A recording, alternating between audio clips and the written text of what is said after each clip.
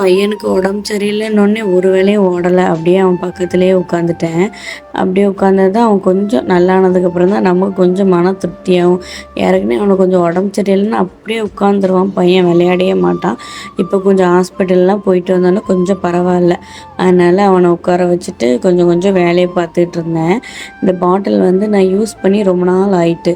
இப்போ உனக்கு வெந்நி போட்டு கொடுக்குறதுனால சரி பிளாஸ்டிக் பாட்டிலில் ஊற்றி வைக்க வேண்டாம், சில்வரில் ஊற்றி வைக்குமேன்னு சொல்லிட்டு அதை பார்த்து பார்த்து உட்காந்து கழுவி கடைசியில் வெந்நியை ஊற்றி வச்சுட்டேன். வெந்நியை விட்டு நான் லாஸ்ட்டு ஒரு கழுவுனோம்னா கொஞ்சம் நல்ல நீட் ஆயிரும்ல. அதுக்கப்புறம் ஹஸ்பண்ட் வந்ததுக்கப்புறம் கொஞ்சம் பருப்பு அதெல்லாம் கொஞ்சம் காலியாக போயிட்டு வீட்டில் காய்கறியுமே இல்லை, போயிட்டு வாங்கிட்டு வரலாம் அப்படின்னு சொல்லிட்டு தான் சூப்பர் மார்க்கெட் போயிட்டு எல்லாத்தையும் வாங்கிட்டு அதுக்கப்புறம் காய்கறி கடையிலையும் போய் காய்கறி நாளைக்கு என்ன தேவை அதை ஃபுல்லாமே வாங்கிட்டு வந்துட்டு எல்லாத்தையுமே எடுத்து வச்சுட்ருந்தேன். இவ்வளோ பொருளை பார்த்ததுக்கப்புறம் தான் கொஞ்சம் மன திருப்தியாக இருக்குது. 1000 ரூபா செலவு பண்ணோன்னு தான். அதுக்கப்புறம் எல்லாத்தையுமே எடுத்து பாட்டிலில் கொட்டி வச்சிட்ருந்தேன். நைட்டு வந்து கருவாடு பொரித்து அதுக்கப்புறம் சோறு வச்சு சாப்பிட்ணும். அது மாதிரி கொஞ்சம் இப்போ கொஞ்சம் பையனுக்கு உடம்பு கொஞ்சம் பரவாயில்ல.